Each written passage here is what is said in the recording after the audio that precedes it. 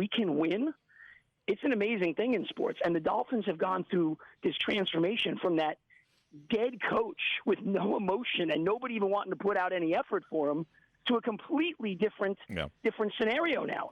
And yeah, I do believe it. And I don't think Dan Campbell's a great coach. I just think he's so anti-Philbin, who I thought was awful. Right. And they have, Sid, we got to give him credit, they have changed the defensive schemes. You know, Kevin Coyle's gone. They've made it simpler. Sue and Wake, basically what they're telling him now, go get the freaking quarterback. Don't worry about anything else. Go hit that guy, and those guys are absolutely loving it. Now, the other thing, of course, is the Heat. That is the most popular team down here now. This is no longer a football town. That's got to stop. Hurricanes. The hockey town. Maybe it is a hockey town. You're right. Golden just got fired. He was a disaster. The Dolphins are first coming back. But the Heat have had a great run here for many years under Pat Riley. They start the season. The season starts tonight. The Heat start tomorrow hosting Charlotte. They're in Cleveland on Friday. LeBron James. I was reading something where Ira Winderman said Charles Barkley thinks the Heat are a 4 seed this year, and he places the pressure squarely on Hassan Whiteside. What about the Heat with the new season starting tonight? Well, you know, I don't usually put any credence in what Barkley says, but I would. I actually do agree with that. Whiteside could be a dominant big man. If this guy's healthy and this guy's head is in the right place, I mean, he's kind of a rare player. It's amazing they were able to find him, and he brings that athleticism. There's not many guys around like him. I think they're going to win, depending on Dwayne Wade's health, which, you know, it's hard to predict the Heat, because you don't know how many games Wade is going to play and how many games he's going to play when he's actually at least 80, 85%. So that's a big wild card. So for that, I put him, you know, right around the high 40s, maybe 50 wins. That's where I think they can be. I still don't think, though, Sid, you know, all things being equal, if they get to Cleveland in the playoffs, which they very well could, that could be your Eastern Conference Finals, I still don't think they beat LeBron. And, hey, let's face it, for 5 years in a row, no matter what team LeBron James is on, he goes to the NBA Finals. There's no he question. Wins the Eastern Conference. He's going back again this year. But once again, Goldie, you cover the local teams for CBS, but you're a Met fan, you're a Giant fan, and you're a Knicks fan. So tell me, Knickerbockers, what do you expect? What do you expect from our – let's be honest. Well, what are the Knicks going to be this year? You know, Sid, you only have 4 hours on the radio every day. I don't know why you waste any time with that team. I mean, honestly, I don't expect anything. I mean, if they win more than 25, 30 games, it's probably a pretty good year. It. Yeah, that's about it. You're right. Yeah, that's about it. It's sad but true. The Eastern Conference stinks, and they can't even make the playoffs. All right, now, why are the Florida Panthers 4-3-1? Sean Thornton will be on tomorrow. He's on weekly. Got off the first couple of games. They look great. He's very funny. He's very good. Why are the Panthers in jeopardy of falling to 500 with a home loss to the Avalanche tonight? Well, first of all, they should beat Colorado. If you're going to be a good team, you got to beat this team. Colorado's 2-4-1. Obviously, you know, every night is so close in the NHL, and their goaltender's playing well, but it's got to be a win at home. You know, they had a few games they were on the road trip. I did not like the way they were playing. You know, they weren't playing that 60-minute consistent effort. Small players-only meeting Saturday morning, nothing outrageous, no one throwing stuff, nothing like that, but a little meeting where a few of the veteran guys got up and held guys accountable. Let's cut out the stupid penalties. Let's play the way we know how to play. And Saturday night, they beat one of the hottest teams in the league, Dallas, 6-2. So I think they're going in the right direction. The Barkov injury hurts. But, Sid, you know, there's injuries all the time in sports. And I don't like using injuries as an excuse. That's right. And the Panthers, who have all this young talent, that's what we hear about, all this young talent. Well, it's an opportunity for somebody else. That's right. Bukestad took advantage the other night. He had a golden assist playing with Jaromir Jagr. Trocheck moves back to center. He's got a ton of talent. He's a young guy. So Barkov hurts, but it really is no excuse. You got to battle through it. Everybody has injuries over the course of a year. So I'm expecting to have a good homestand. If they can, they can sweep it, which I think they can. Obviously, it's a great start to the season. They finished the month at 7-3-1. That's really what I was looking for. But even if they win 2 out of 3 and go 6-4-1 to start the season, I still think they're in pretty good shape. Yeah, they're in pretty good shape. You're right. Colorado tonight. The Bruins in town on Friday, and Ovechkin and the Capitals in town on Saturday. Then the Panthers hit the road. They don't play till next Thursday in San Jose against the Sharks. Goldie, as always, really, really, really, really good stuff, man. So good luck tonight. Enjoy the Mets, and we'll talk again in a couple of days. Great stuff. Thank you. Daniel Murphy. Daniel Murphy. Come on, I go. Daniel Murphy. Do the ch-ch-ch-ch-ch, you dope. What do you mean the where's that? Dan, come on. Daniel Murphy. No, do it yourself. I don't want to do it by myself.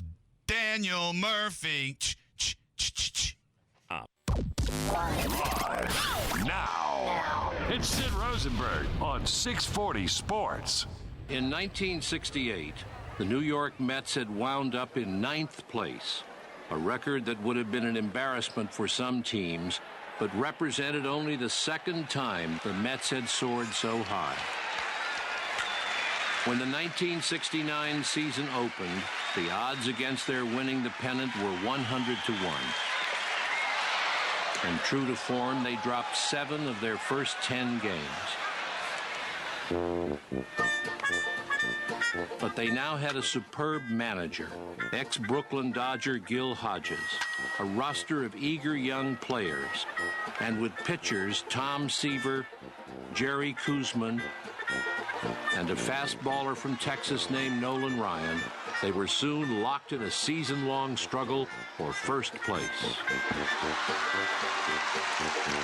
the Mets are 1 out away from their impossible dream. They won 38 of their last 49 games to take the Eastern Division title by 8 games. Garrett has the ball, a throw to first, and the Mets are the National League champions. Then swept the Atlanta Braves for the pennant. But Earl Weaver's Orioles, the best team in baseball that year, were waiting for them in Baltimore. Few gave New York much of a chance. As expected, the Mets lost the first game 4-1, but they came back to take the second behind the brilliant pitching of Jerry Koosman. And then the Orioles came to Shea Stadium, where the Mets and 56,000 of their fans were waiting for them. New York won the third game 5-0, thanks to the pitching of Gary Gentry and Nolan Ryan, and some spectacular help from center fielder Tommy Agee. In the fourth game, Tom Seaver outpitched Mike Cuellar, this time with some spectacular help from right fielder Ron Swoboda. Everyone's amazement, the Mets now led the series 3-1. They needed just one more victory. But the next day, the Orioles took an early 3-0 lead. Then, in the bottom of the 6th inning, Cleon Jones of the Mets alleged he had been hit in the foot by pitcher Dave McNally. Jones went to first. Next up was Don Clendenin.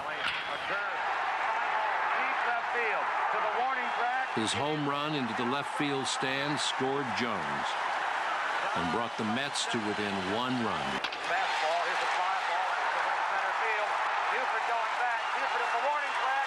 It is over the fence for a home run. In the 7th, Al Weiss, normally an easy out, somehow managed to hit a home run to tie up the game. This game has 3 runs apiece. In the bottom of the 8th, 2 Met doubles and 2 costly Baltimore errors put New York ahead for good. 2-1 pitch. Fly ball. Deep left field.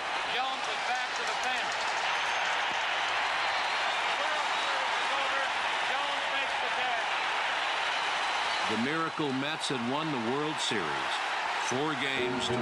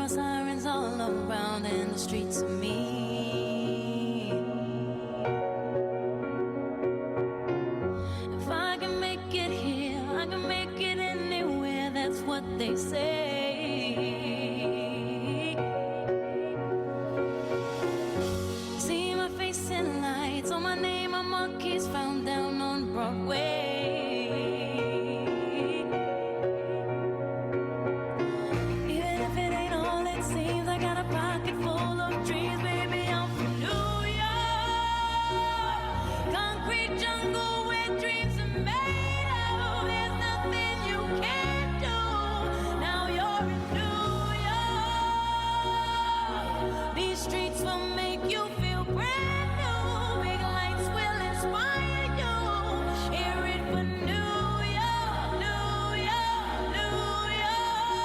Yes, the great Empire State of Mind.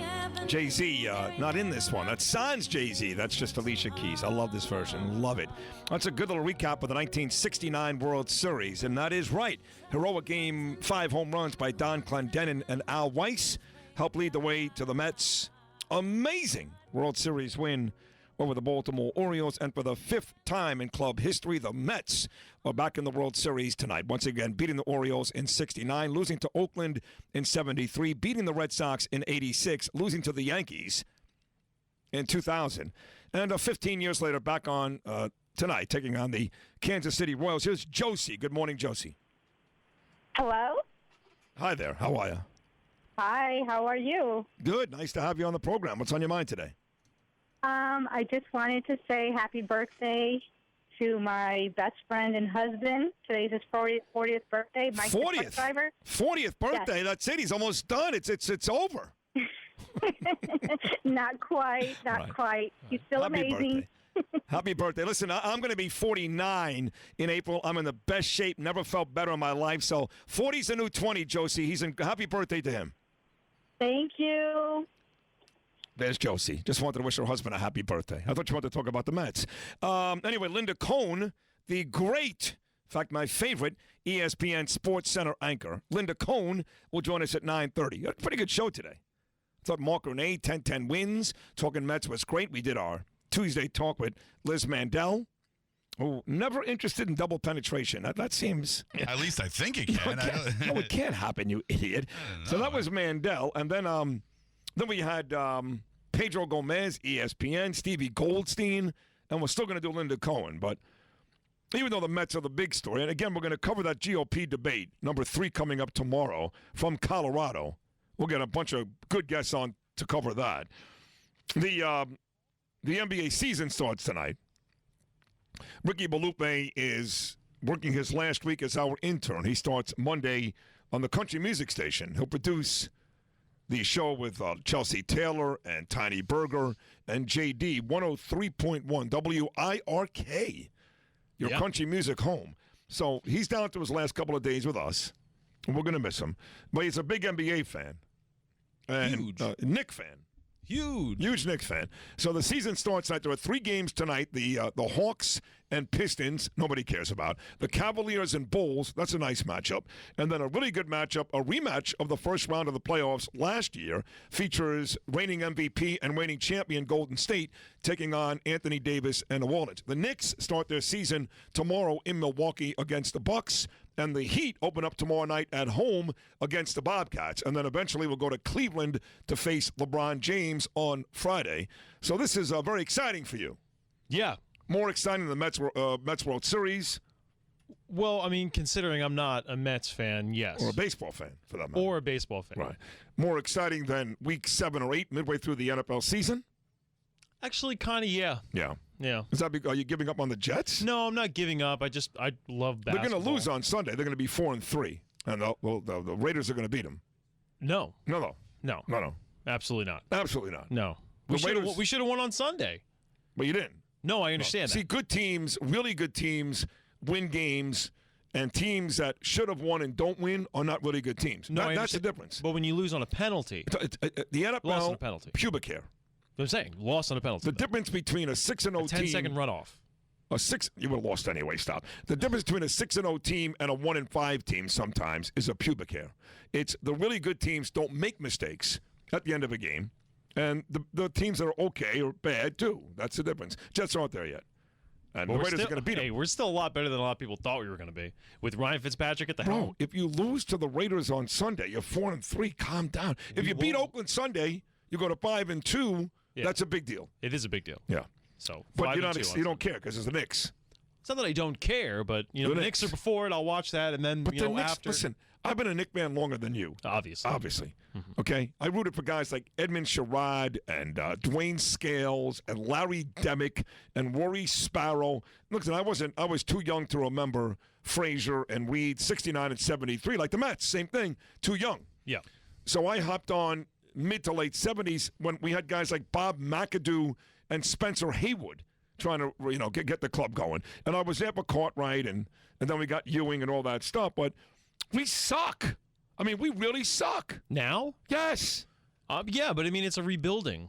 It takes years. We've been rebuilding for 20 years. I know we had 54 wins 2 years ago with Carmelo. We've been rebuilding for 20 years at the Garden, since Ewing left. There was a formula that was created in that 54-win season that fell apart the year after because all the veterans left. We have no leadership. Because they hated each other. Because Tyson Chandler hated Carmelo. Well, that's not even Tyson Chandler. That was when we had the kid with the guns, the point guard. He had all the guns.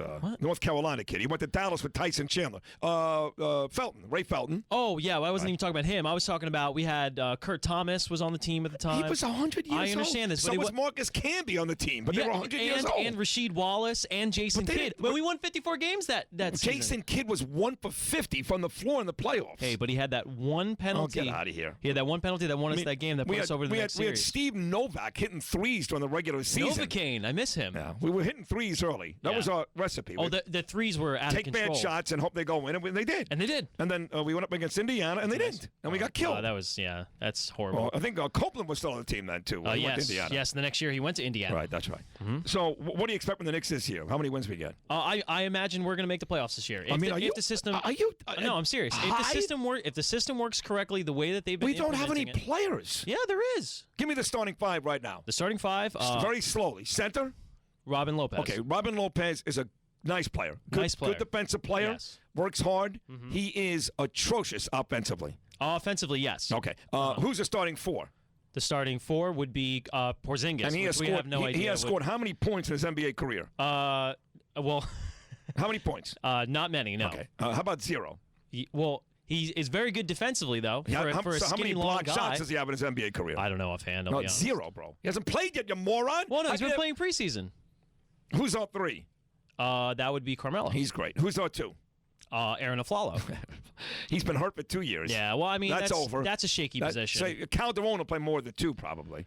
And he stinks. They might switch him over. Yeah, it's going to be a toss-up between the point guards, between Langston Galloway, Jerry and Grant, and Calderon. And they're going to run this is a playoff team. Yes. And who's coming off the East, bench? It's a playoff team. Who's coming off the bench? You're crazy. Well, I mean, between Jerry and Grant, and then we have who's the big kid? Clay Anthony Who's Early. the big kid that's like the biggest? Clay Anthony Early is going to surprise people. Sure he is. Give me the kid that was a bust that Sacramento took number 2 overall that we got now. The big guy. Oh, Derek Williams. Oh. No, he actually played really well in the. He actually played really well in the preseason. He's very, very surprising. He's going to be a wonderful 6-man for them. Might be a starter. I mean, I don't know. I mean, honestly, the only thing that bothered me about everything that happened with the Knicks is just that Derek Fisher is our coach. That just bothers the hell out of me. Well, he sucks, too. I agree with you. I don't understand. I mean, if you listen to what he says, we put our pants on one leg at a time. He got his ass kicked in his own house by Matt Barnes. That's all I know. Unbelievable. It wasn't his house. It was Matt Barnes' house, actually. His wife, right? His wife. That's right. But I think they will make the playoffs this year. So give me, quickly, because first of all, we got Linda Cohn coming up. But second of all, truthfully, nobody cares. Obviously. Give me your Heat breakdown. They do care about that here. They really do. Seriously. What about the Heat? The Miami. I am not a Miami Heat fan. Right. I've always been a hater of the Heat, and I give them a lot of credit. They've done a lot of things in the offseason that helped them tremendously. Give me one or two. They upgraded at point guard. Hassan Whiteside. How'd they upgrade at point guard? Who did they get? Well, they brought in Dragovic Well, that was last year before the trade. Yeah, I know, but they brought him in and then they signed him to the 5-year contract this year. Right. And then they have brought in Amari Stoudemire as well, to back up the 4. That's a nice pickup. To be able to pull him off the bench should be really good. Yeah, it's a good pickup. And then it's really a matter of Whiteside, like Barkley said. Whiteside is going to be the X factor. And Wade and Bosch staying healthy, obviously, especially Wade. Well, Bosch. The problem is that Bosch might go back to his shooting guard type of play that he's been doing. That's his only play. Well, no, because he used to when he came to Toronto. When he came to Toronto, he had to fill in his center. That's why he was the big and bang guy. Yeah, and then he moved out when he went to the finesse. When they won the championship, he had one block shot. They were going to throw a parade for the guy. No, he didn't score a point, not a point in the clincher. LeBron James played more center than he did. Exactly right. Right. And that's the thing. But hopefully now they have Hassan Whiteside, an actual center. I mean, that a 7-footer just fell from the sky for them. Yes. I don't know how they could get that lucky. I don't know either. But he's a free agent after this year. So they got rid of Shabazz Napier, which was a total bust. Right. And they had the new kid Tyler Johnson. They brought up also from the D League. The one thing that the Miami Heat was able to do really well is they were able to take people, put them in the D League, bring them back up, and train them the right way. Use the D League the way that it's supposed to be, like a minor league system. What are you going to do tomorrow night? Because you have admitted to me since you've come on this program, which you're leaving anyway, but since you come on, you become a political guy. You watch the debates. You actually got a little smarter. But now you got the third GOP debate coming up tomorrow night up against the Knicks opener in Milwaukee against the Bucks and Game 2 of the Mets and Royals World Series. What will you do? No debate. No debate. Nothing. 3 TVs, maybe. No chance. No, I will bounce between the debate. It's just like it's starting to settle in that it's a year away from the debate. Right. I mean, year away from the election. That, but it's also closer now than it was a month or two ago when you first started to like it. Well, that's when but it was in the honeymoon era. Like I was still learning about it. You're done with it now. Not that I'm done with it, but it's just we're gonna keep talking about the same thing. Like you always talk about, we talk about sports. It's the same thing all the time. I feel like it's kind of getting that way with the. Well, a little bit, but there's some more ugliness. What if the Knicks are down by 30 in Milwaukee, which could be you like the Bucks this year? I do like the Bucks. Jason Kidd, second year as head coach, it could be really good. Jason Kidd he's going to be a Hall of Fame coach. Yeah. He's unbelievable. He did a great job with the Mets. And watch Michael Carter Williams, the kid from Syracuse, the former Philadelphia 76er. When he got over there, his problem in Philly was that he couldn't be able to shoot. He was too afraid. Now he can shoot. Him at the point is going to be great for them. Okay. You ever see C-Mac's penis? Eric told me about it. Huge. You'd be almost as big as Herb Williams, a former great New York Knicks center. Yeah, that was just incredible. God, that was incredible. All right, so give me we start the season tonight. Yep. Golden State are your reigning champs. Mm-hmm. They beat LeBron James and the Cavaliers for all the money last year. Who plays for the championship this year?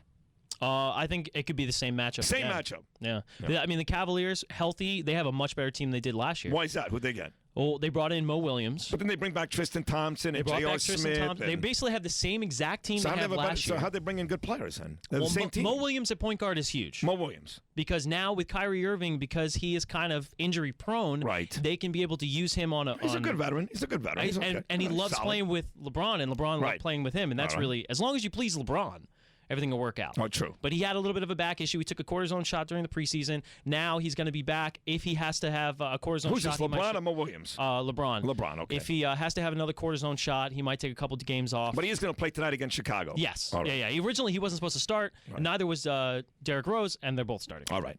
Excellent job. We will continue to put you on throughout the NBA season. We'll take you from the country music station because you don't talk there anyway. No. Really, there's nothing for you to do. You write a couple of stupid game shows and tell Chelsea how pretty she is, and you go home. Yeah. Mm-hmm. All right, Tim McCarver coming up at 9 o'clock tomorrow. We'll take a short break. Linda Cohn, ESPN, is next. More local radio. Local. On 640 Sports. It's a Sid Rosenberg Show.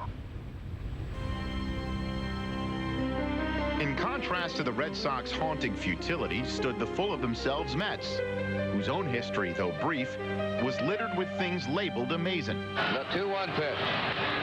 There's a fly ball hit out to left. Waiting is Jones. The Mets are the world champions. I felt like I had a part of Met history coming into '86 because I made the last out in '69 when I was with the Orioles. And I felt we were so strong prior to the '86 season, I said that not only are we going to win, we're going to dominate. And, of course, New Yorkers loved that, and everybody else around the world hated it. A blend of brash veterans and talented youth, the 1986 Mets had the unmistakable look and swagger of a winner.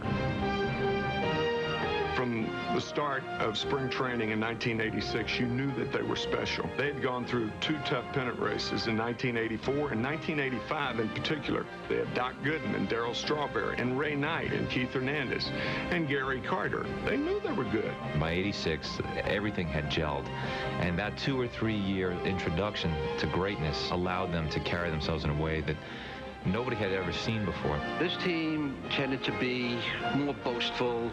It was the beginning of the high-five, chest-thumping, strutting, and parading around era. Hello again, everybody. Joe Piscopo, Shea Stadium. The big story, Mets 86. The video was kind of what the team was really made of. We had a bunch of characters on that team. We were very carefree. Let's go!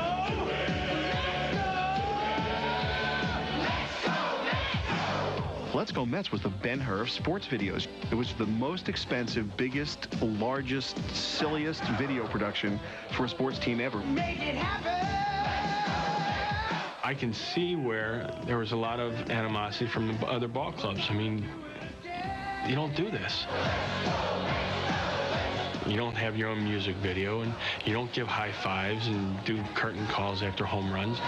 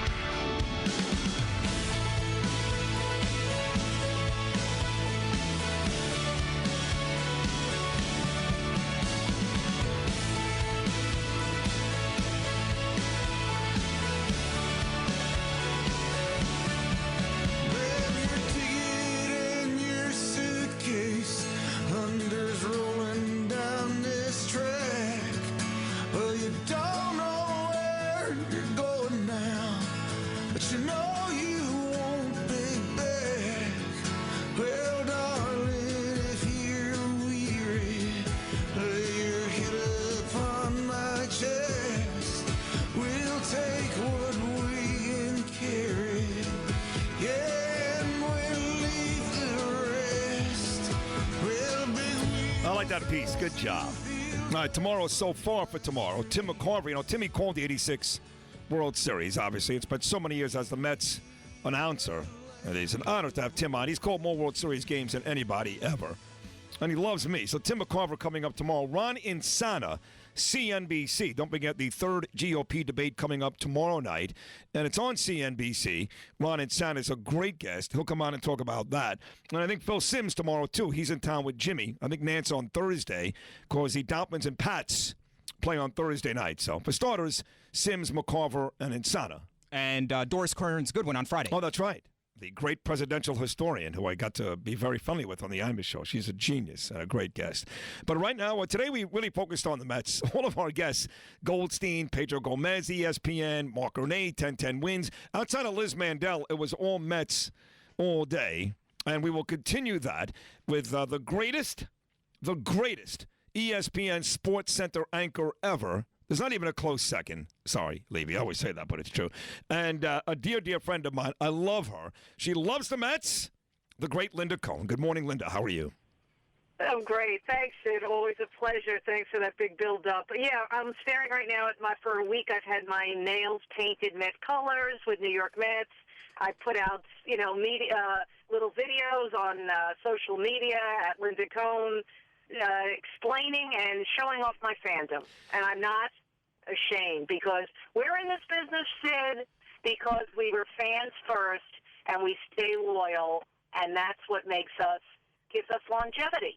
I wonder, though, for me, it's no big deal because I'm just a regular radio host. I'm in South Florida. There are tons of New Yorkers. I worked at the Fan, so I was in New York. So being a fan of the New York teams works for me in New York and Miami. But being your national, ESPN, are they cool with that? They don't frown on you being, Mrs. Met, basically, or Mrs. Giant?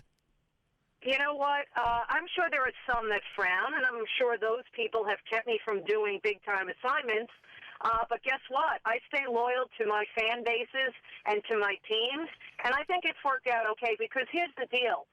I've always said this, Sid, and I think I've told this to you and your listeners. To me, when people ask me, they say, Linda, what's the best event you've ever covered?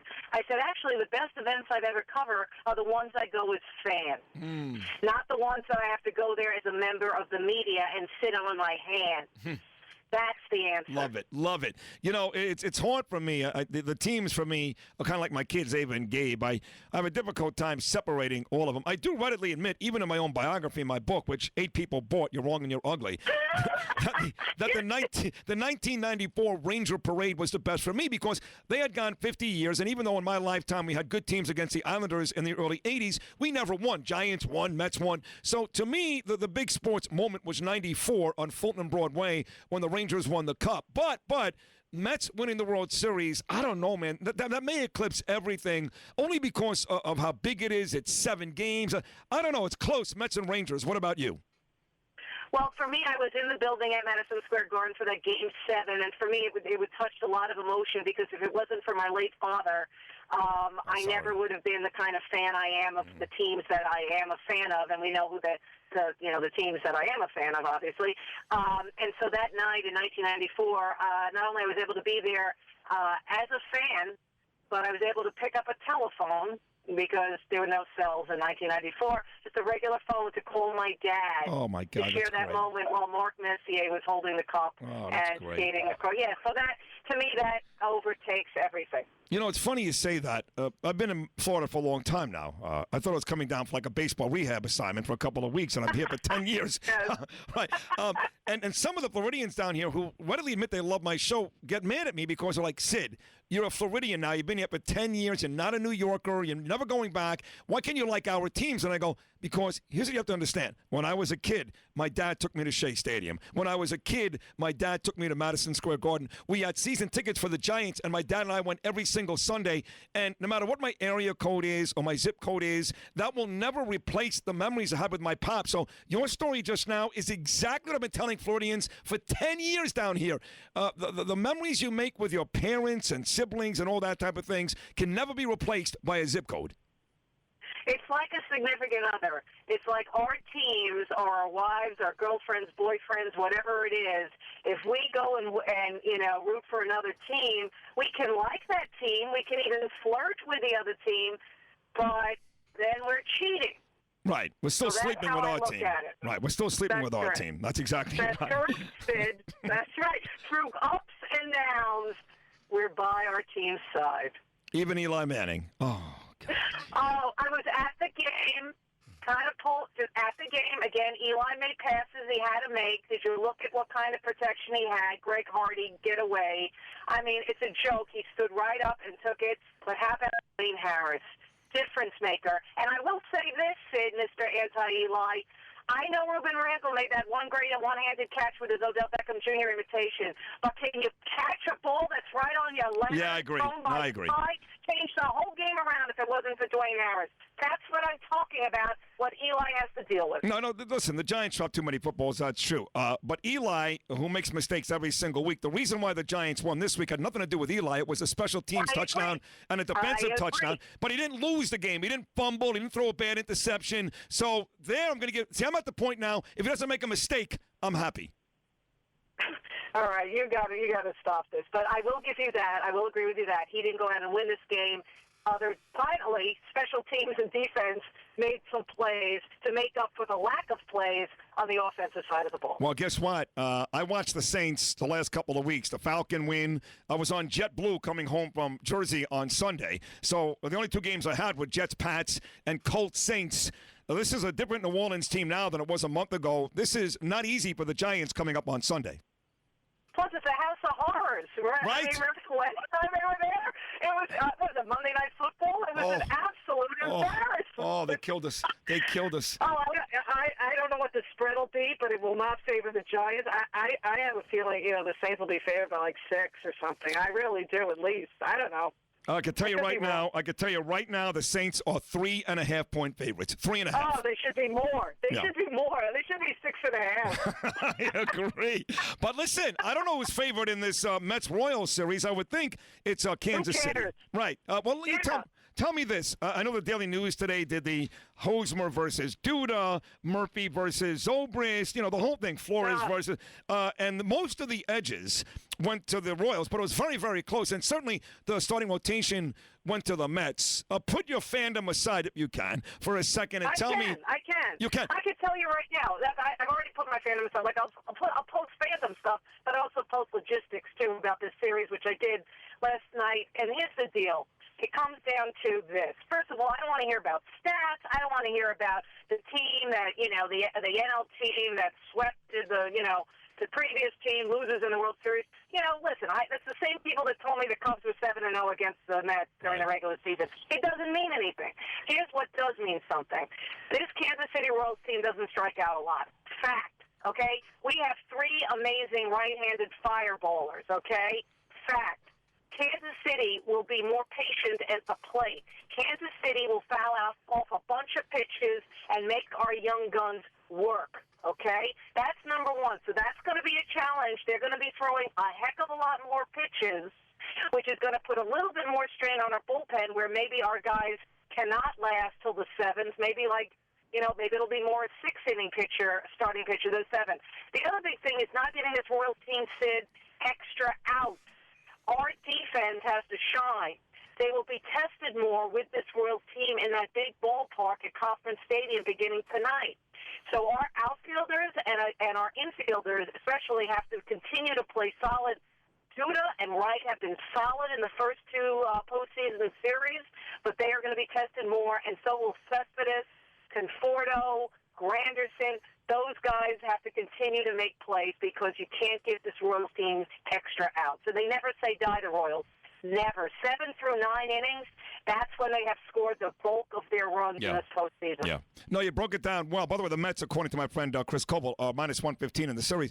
It's funny, I had your colleague Pedro Gomez on about an hour ago live in Kansas City, and he said really 2 contrasting styles in that the Mets pitch front to back. In other words, their starters go 7 2/3, and until you get the familiar, it's somewhat scary. The Royals, they go back to front. They want 5 out of Cueto or Ventura or the kid tonight, Volquez, because their bullpen is so damn good. So Mets go front to back, Royals go back to front. What about that contrasting style?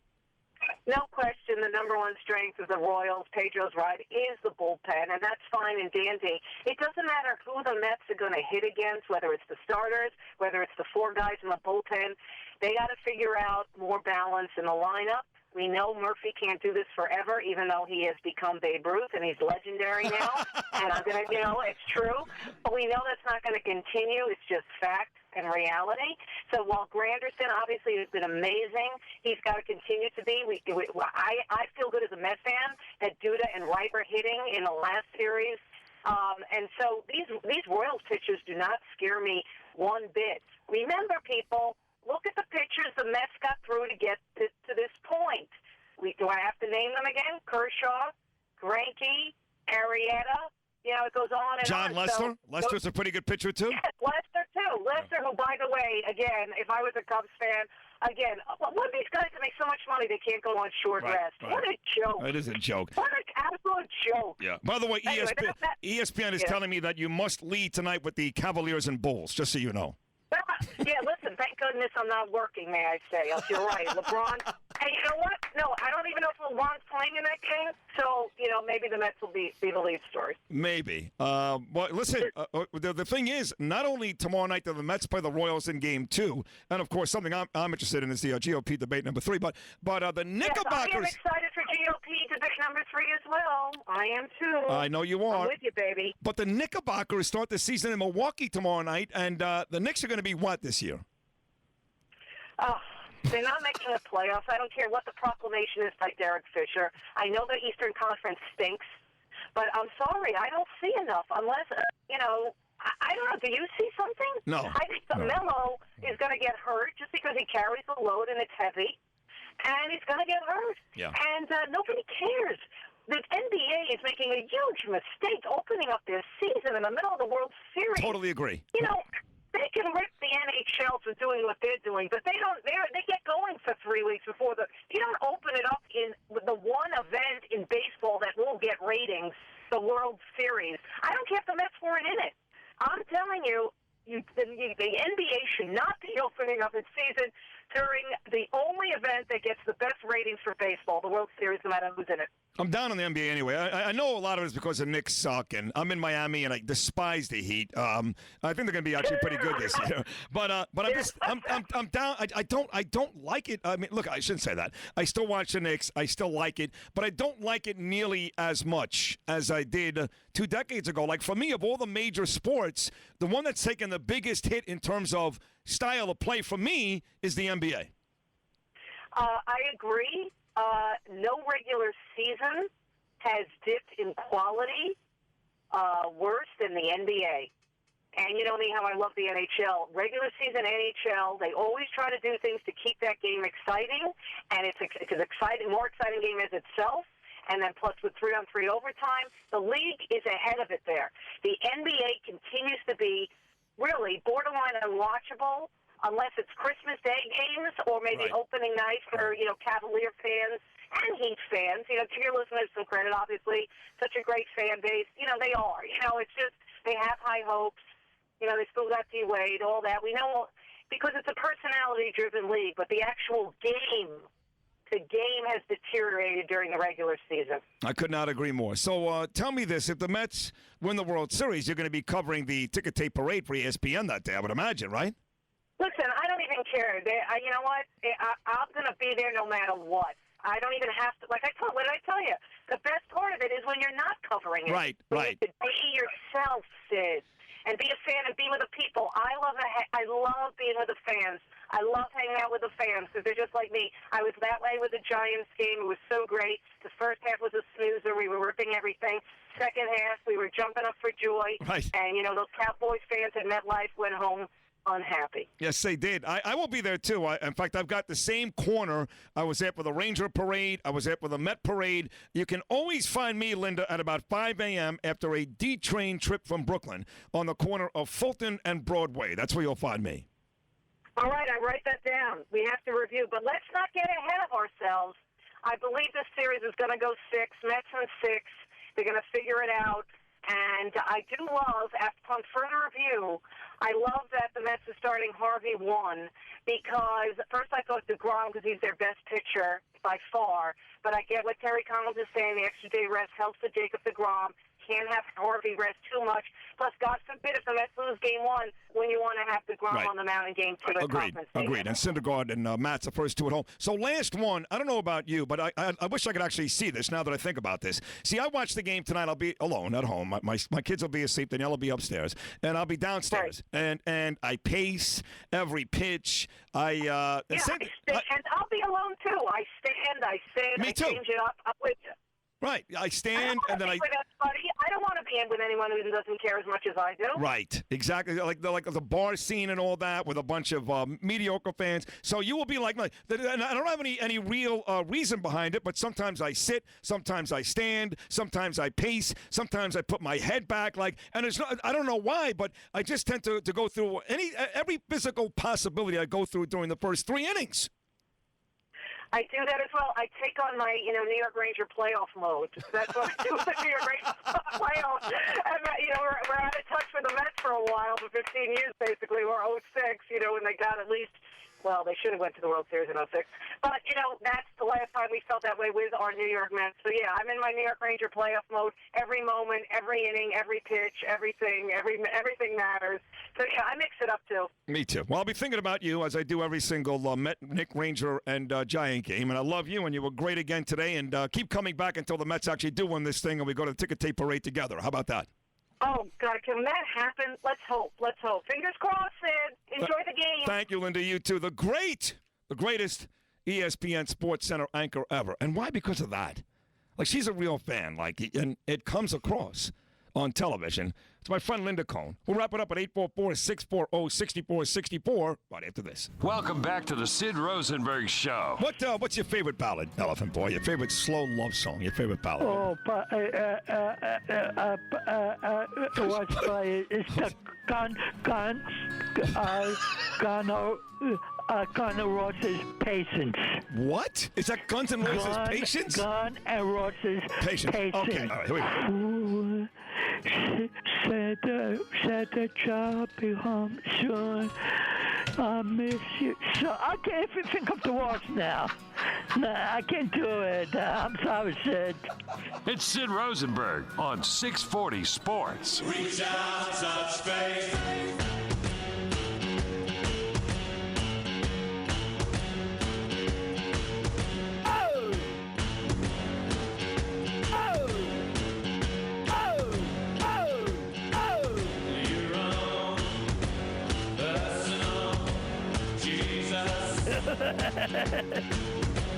Someone to be your friend, someone who cares. Son of a bitches! You're wrong, personal, Jesus. Someone to be your friend, someone who's there.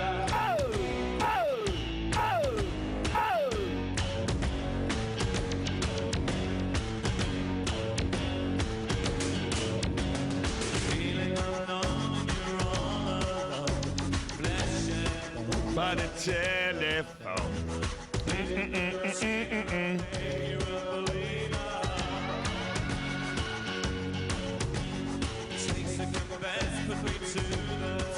So these guys in concert. Hot August night. It had to be before Danielle. They were there with the Pixies and the Rockets. Depeche Mode. Give me some more of this. Your own. This is for the. This goes out to Joyce. Your own personal Jesus.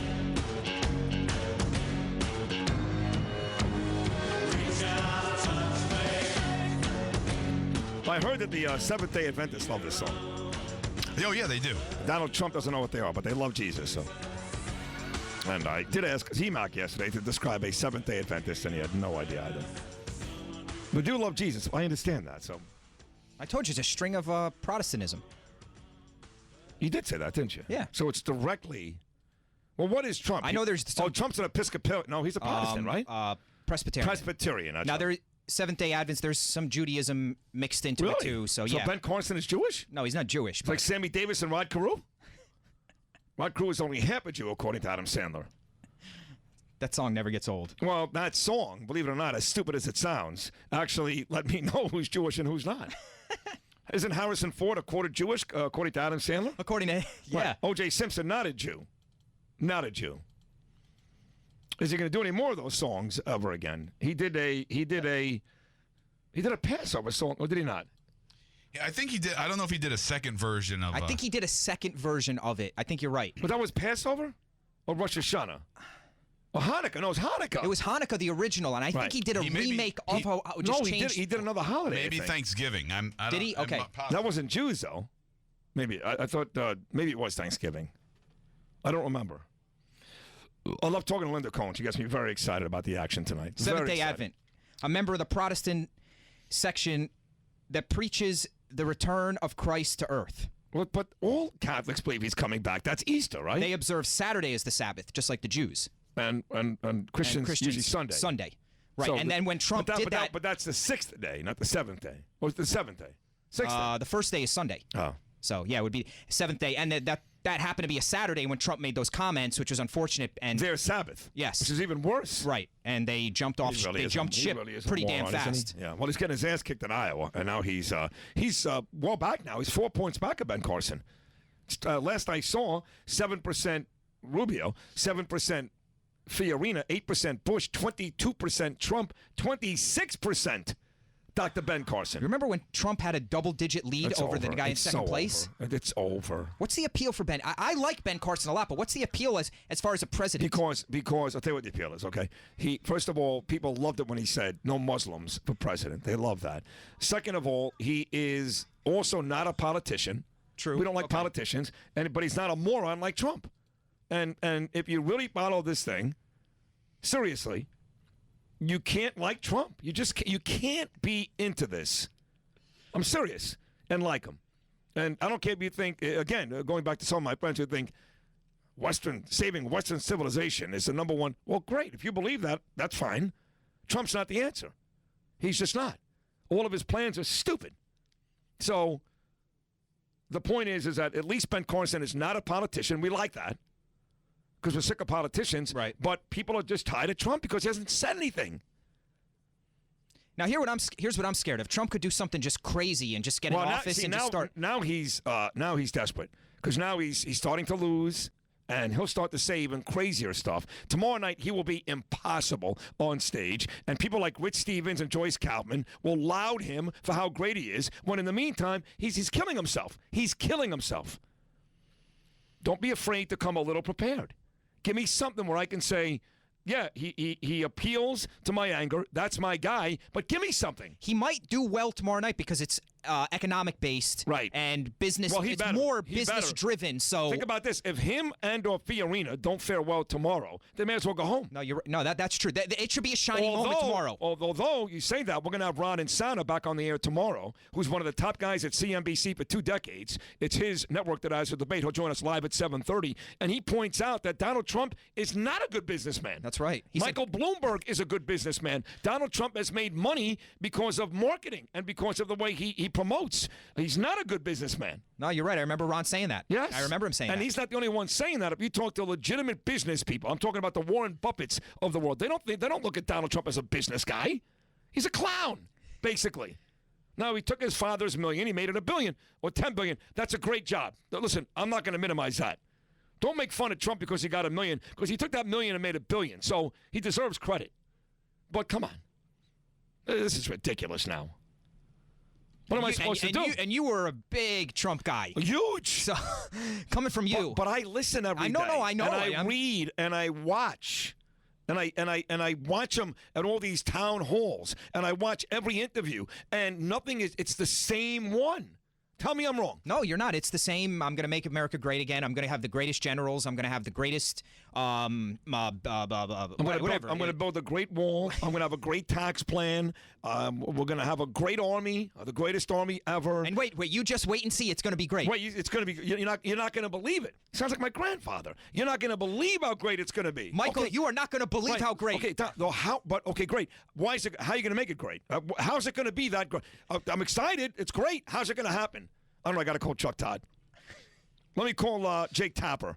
Maybe you can tell me why it's going to be great. Now, he's thrown out names of solid generals, Army generals and stuff like that. How about 2 of those guys are dead already?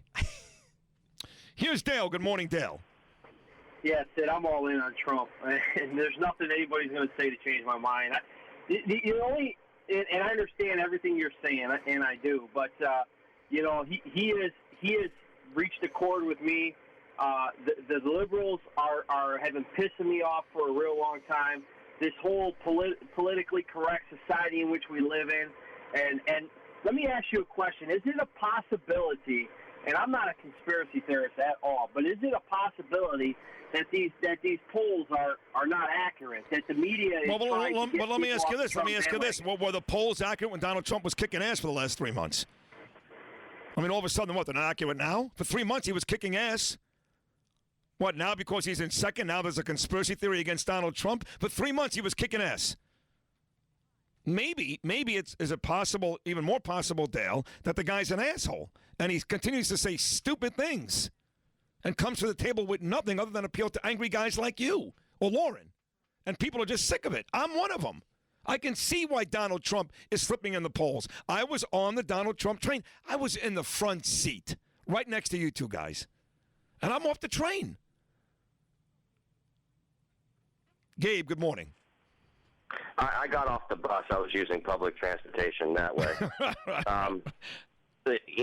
Me, because we're just so far away, and for me, it's just such a guilty pleasure. I'm just going to watch the spectacle of the whole thing. Wouldn't it be awesome if Trump just turns randomly over to Ben Carson and says, "Didn't you attack a family member with a hammer? How well would that go? Right. How well would that go?" He should do that. Be awesome.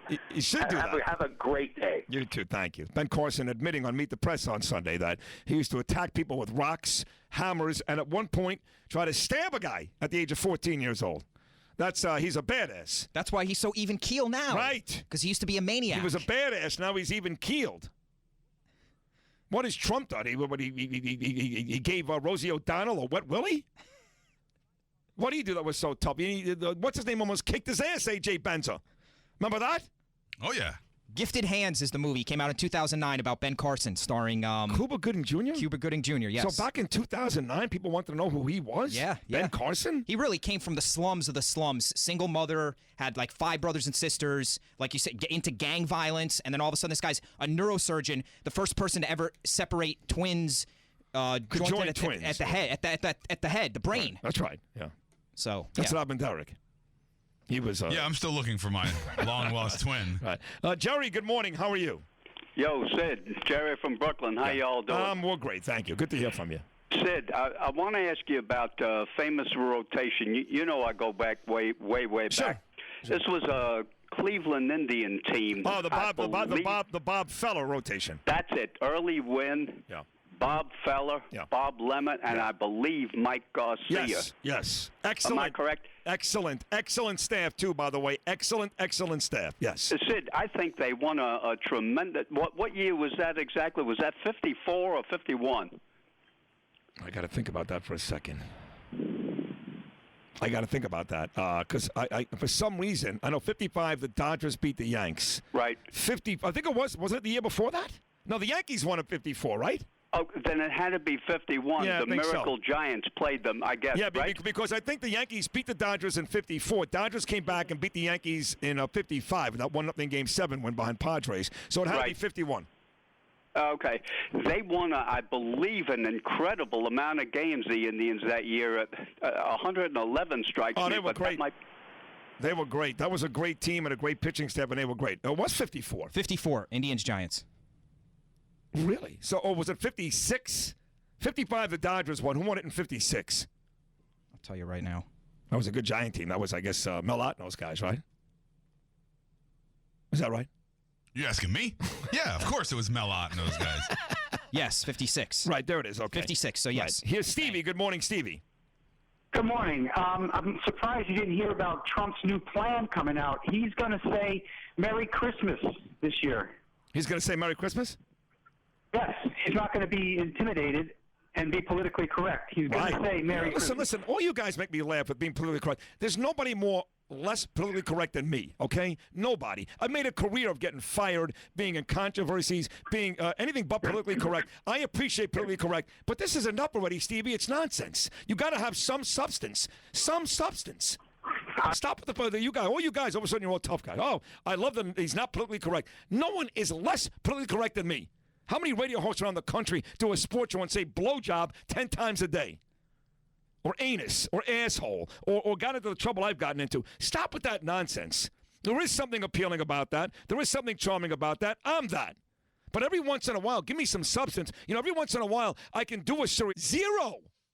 So don't give me the politically correct stuff like Dale. Oh, I like it too. I love it. I love it. It's my act. But you got to give me something. Make it 10%. 10% of your act. He's got zero. Tell me I'm wrong. I can't. God damn it, I'm agreeing with Glenn Beck. Yeah, you actually are as of right now, yeah. I know. Well, what's his name? He's going to kill me, Sean Hannity. He's going to be so mad at me. Is he still on the I think Trump was back on Michael Savage again yesterday. Was he? I don't know. Oh, my God. They're like they're asshole buddies. Jesus. Savage's new book comes out today. Go buy it. Government Zero. Yeah. There's a plug for Michael. What do you plug his book so for? I would plug your book. When's he going to plug your book? Probably never. Are you going to write a book ever? Yeah. What's your book going to be about? My family's migration from Baghdad to Jerusalem and how it all went down. Play the closing music. This is.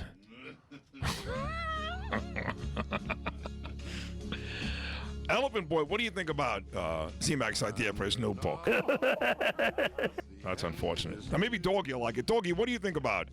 I like that. Hey, you guys just wait. Well, it was a great show today. I want to thank all of our guests. Mark Renee, 1010 Wins, the world-renowned relationship and sex therapist Liz Mandel. I want to thank Pedro Gomez, ESPN, Linda Cohn, ESPN, and the fine voice of your Florida Hockey Panthers, Steve Goldstein. Certainly want to thank the whole cast here. Ricky Belupe, excellent job. Our new intern, he has not been highlighted yet. He'll have his chance. Garrett Phillips. Steve, as always, great job. Eric, excellent job. And all of you that listen and participate each and every day, thank you for that, too. Big show coming up tomorrow for starters. Phil Simms, Ron Insana, and Tim McCarver. Big day. So until then, from all of us to all of you, have yourselves a blessed Tuesday. Let's do the chant. Let's go Mets! What I had to do, saw it through.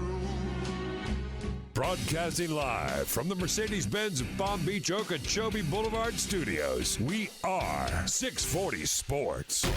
WMEN, Royal Palm Beach. Mercedes-Benz of Palm Beach continues to grow and enhance their product offerings.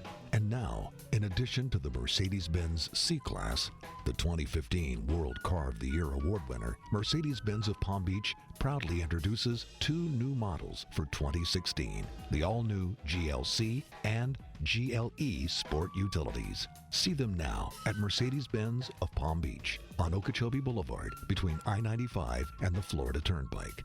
Family-owned and operated, Mercedes-Benz of Palm Beach has been serving this area for over 40 years, offering sales, leasing, service, parts, collision repair, loaner, and rental vehicles. There's even shuttle service. And Mercedes-Benz of Palm Beach has a large inventory ready for immediate delivery.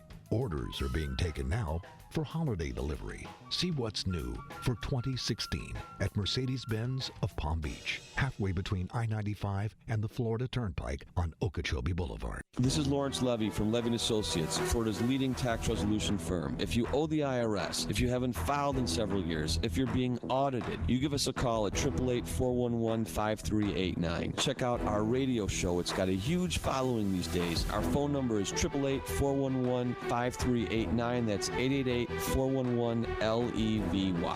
Listen for the Levy Tax Help Show, Sunday mornings at 8:30 on 640 Sports. You get your monthly mutual fund or 401k statements, look at the bottom line and say, is that it? If after all these years your investments are still making diddly squat, do it yourself. Learn to trade stocks, options, futures, and Forex at Online Trading Academy in South Florida. Learn in real classrooms where students of all ages are taught how money is made in up, sideways, and down markets using a patented rules-based strategy taught only at Online Trading Academy. All instructors are certified, currently trade, and profitable. They show you what they do every day. Most students trade with a couple of $1,000. Since 1997, Online Trading Academy has taught over 100,000 students. You can do this. Tired of low returns? Call now and reserve 2 seats to a free class to see how the banks and institutions trade. Seating is limited. Call 561-886-4578. 561-886-4578. That's 561-886-4578. Put your hands around the fish sandwich from Bud's Chicken and Seafood and guarantee happiness. Hand-breaded Alaskan cod cooked to perfection with crisp lettuce and just the right amount of Bud's homemade tartar sauce. Only $3.99 and guaranteed to make your wallet happy. Put your hands around the fish sandwich from Bud's Chicken and Seafood and guarantee happiness. Hand-breaded Alaskan cod cooked to perfection with crisp lettuce and just the right amount of Bud's homemade tartar sauce. Only $3.99 and guaranteed to make your wallet happy. Hey, sports fans, it's time to take football to a whole new level. Put the excitement back in the game and put your money where your mouth is. Real Vegas odds and incredible player props make MyBookie your best bet this season. Did the game already go off? Don't sweat it. MyBookie offers in-game live betting on all your favorite sporting events. Don't just watch the game, be a part of it. It's time to get off the sidelines and start winning today. We guarantee fast, convenient payouts over the phone or online. You can even get your payout right back to your card. MyBookie is the best website for all your wagering needs. Call now at 844-900-BETS. That's 844-900-2387. Or go online to mybookie.lv to open an account and start winning today. Only the biggest, only the best. Only at MyBookie. Sign up today.